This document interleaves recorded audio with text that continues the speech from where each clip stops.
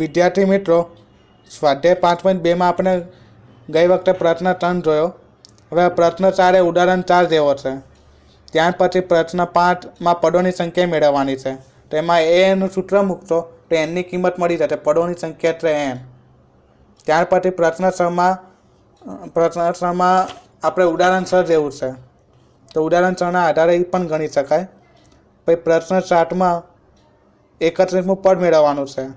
તો એમાં આપણે સૌથી પહેલાં તો ઉદાહરણ 5ના આધારે એ અને ડીની કિંમત, ઉદાહરણ 5માં જે રીતે ગણતરી કરી તો એની ડીની કિંમત મેળવવાની. ત્યારબાદ 31મું પદ મેળવવા માટે n બરાબર 31 અને એના સૂત્રમાં કિંમત મૂકતો. n બરાબર a વત્તા n - 1 ઇન્ટુ ડી.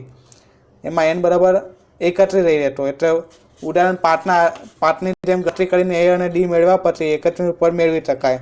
તો તમે પ્રશ્ન 4, 5, 6 અને 7 એ ઘરેથી જાતે ગણી આવજો. હવે આપણે પ્રશ્ન 8 ઉપર જઈએ. એક સમાંતર શ્રેણીમાં 50 પદ છે. તો ત્રીજું પદ 12 અને છેલ્લું પદ 106 હોય તો તેનું 29મું પદ મેળવો. તો અહીંયા સૌથી પહેલા આપણને કેટલા પદ આપેલા તો કે 50. તો જવાબમાં આપણે સૌથી પહેલા કે n બરાબર 50. ત્રીજું પદ એટલે કે a3 બરાબર 12. હવે an ના સૂત્રમાં n બરાબર 3 તો a વત્તા 2d. a3 બરાબર શું લખાય તો કે a વત્તા 2d. તો a વત્તા 2d બરાબર 12. તો એને આપણે સમીકરણ 1 નંબર આપી દઈએ. a વત્તા 2d બરાબર 12, સમીકરણ 1. હવે છેલ્લું 106 છે. હવે n જેટલા પદ હોય તો એ n બરાબર 106, અંતિમ પદ કેટલું તો કે એ n થશે. બરાબર. તો અહીંયા એ n બરાબર 106. હવે આપણે આની અંદર n બરાબર 50 આપેલા છે. બરાબર. તો એ n ના સૂત્રમાં આપણે n બરાબર 50 લખી દઈશું. એટલે a વત્તા 49d બરાબર 106. અથવા તો છેલ્લું પદ એટલે અંતિમ પદ. તો અંતિમ પદ 50 પદ હોય તો અંતિમ પદ એટલે 50મું પદ. તો એ 50 બરાબર 106. તો a વત્તા 49d બરાબર 106. એ રીતે પણ આપણે લખી શકીએ. પરંતુ અહીંયા આપણે n નું સૂત્ર મૂક્યું અને એમાં n બરાબર 50 લઈ દીધા, કારણ કે આપણને ખબર છે કે n બરાબર 50 પદ આપેલા છે. એટલે a વત્તા 49d બરાબર 106. એટલે સમીકરણ 2. હવે સમીકરણ 1 અને 2નું સાદું રૂપ આપીએ. એટલે સમીકરણ 2માંથી સમીકરણ 1 બાદ કરતા. એટલે 49d માંથી 2d જાય એટલે 47d. ને 106 માંથી 12 એટલે 94. એટલે d બરાબર 2. હવે ડીની કિંમત સમીકરણ 1માં મૂકીએ એટલે એ બરાબર આપણને 8 મળશે. હવે મેળવવાનું શું કે 29મું પદ. તો એ 29ની કિંમત મેળવી. એટલે કે 29મું પદ એટલે કે એ 29 બરાબર a વત્તા 28d. કેમ તો કે એના સૂત્રમાં કિંમત મૂકીએ. n બરાબર a વત્તા n - 1 ઇન્ટુ ડી. તો એમાં n બરાબર 29 મૂકીએ તો a વત્તા 28d.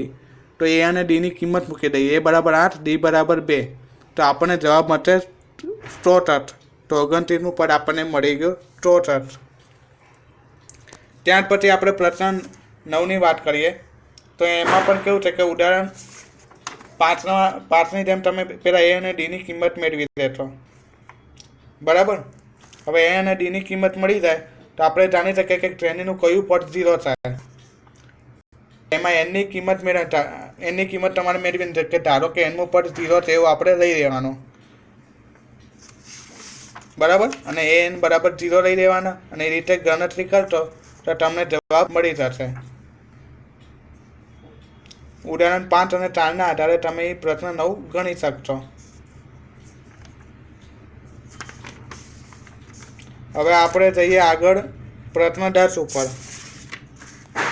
કોઈ સમાંતર શ્રેણીનું 17મું પદ એ 10મા પદ કરતાં 60 વધુ છે તો સામાન્ય તફાવત મેળવો. હવે અહીંયા સમાંતર શ્રેણીમાં 17મા પદ અને 10મા પદની વાત કરેલી છે. 17મું પદ એટલે a17, 10મું પદ એટલે a10. પણ 17મું પદ તો પહેલેથી વધુ છે તો આપણે a17 બરાબર a10 વત્તા 7 એટલે બરાબરનું ચિહ્ન બરાબર આવ્યું. a10ની અંદર 7 ઉમેરો એટલે બંને બરાબર થઈ ગયા, કારણ કે 17મું પદ કેટલું વધુ છે કે 7 જેટલું વધુ છે. તો હવે 10મા પદની અંદર એટલે કે a10ની અંદર 7 ઉમેરી દઈએ તો બંને સરખા થઈ જાય. તો a17 બરાબર a10 વત્તા 7. હવે આપણને a નું સૂત્ર ખબર છે. એમાં n બરાબર 17 અને 10 લખીએ એટલે તમે સાદું રૂપ જોઈ શકો કે a વત્તા 16d બરાબર a વત્તા 9d વત્તા 7. બરાબર. ડાબી બાજુ n બરાબર પહેલાં 17 મૂક્યા, આ તમે કાઉન્સમાં સૂત્ર મેં લખેલું છે n બરાબર a વત્તા n માઇનસ 1 ઇન્ટુ d. તો એમાં n બરાબર ડાબી બાજુ 17 અને જમણી બાજુ 16 બરાબરની જમણી બાજુ મતલબ કે 16. તો બંને બાજુ તો એ નીકળી જશે, 9d ડાબી બાજુ આવશે એટલે 16માંથી 9 જાય એટલે 7d, જમણી બાજુ 7 એકડા વધે એટલે d બરાબર 1. હવે d એટલે સામાન્ય તફાવત, તો આપણે જે જોતું તો એ મળી ગયું, સામાન્ય તફાવત 1 છે. ત્યાર પછી આવે છે પ્રશ્ન 11. સમાંતર શ્રેણી 3, 15, 27, 39, નું કયું પદ 53માં પદ કરતાં 132 વધુ હશે? તો અહીંયા 54માં પદની વાત કરી છે, આપણને એક શ્રેણી આપે છે. હવે કયું પદ 54માં પદ કરતાં 132 જેટલું વધારે એ આપણને જાણવું છે. તો અત્યારે આપણને ખબર નથી કે કયું પદ એ 54માં પદ કરતાં 132 વધુ છે. તો આપણે સૌથી પહેલાં ધારી લઈએ.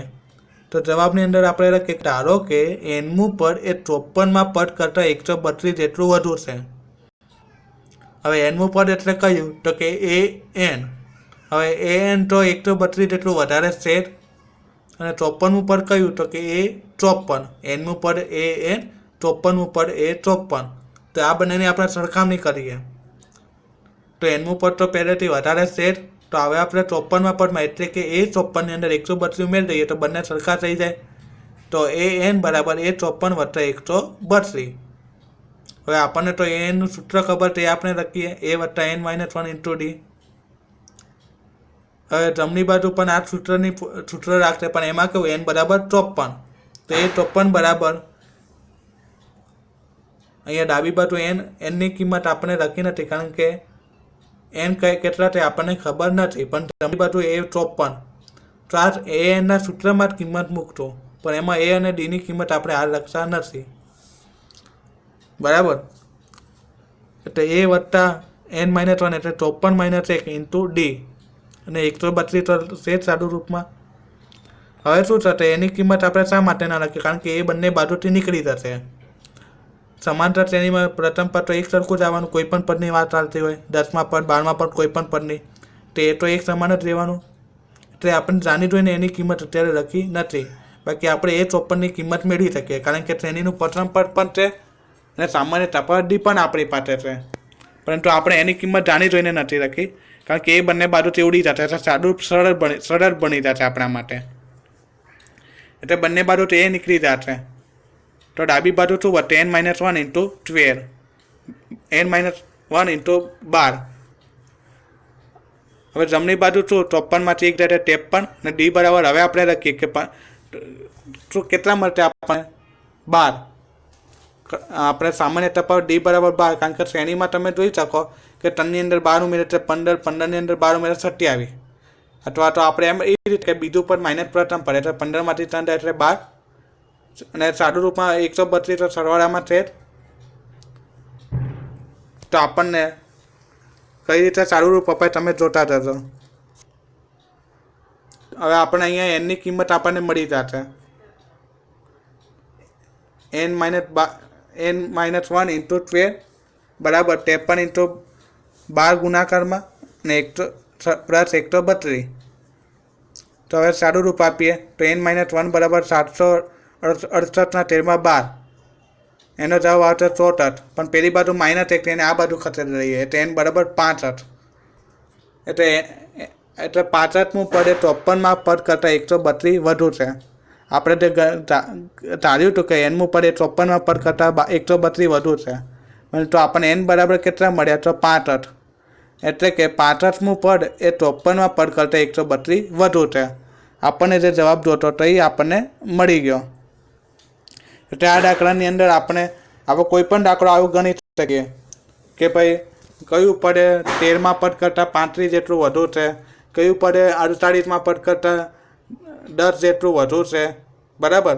તો એમાં કંઈ આપણે સરખામણી જ કરેલી છે. આ સહેલા બે દાખલામાં તમે જોઈ શકો કે સરખામણી જ કરેલી છે. કોના કરતાં એ રીતે માની કે ઓછું હોય, 132 ઓછું હોય, તો અહીંયા પ્લસ ગણતરીમાં પ્લસ 132ની જગ્યાએ શું થશે કે માઇનસ 132 થશે. એ રીતે પણ આપણે ગણી શકીએ.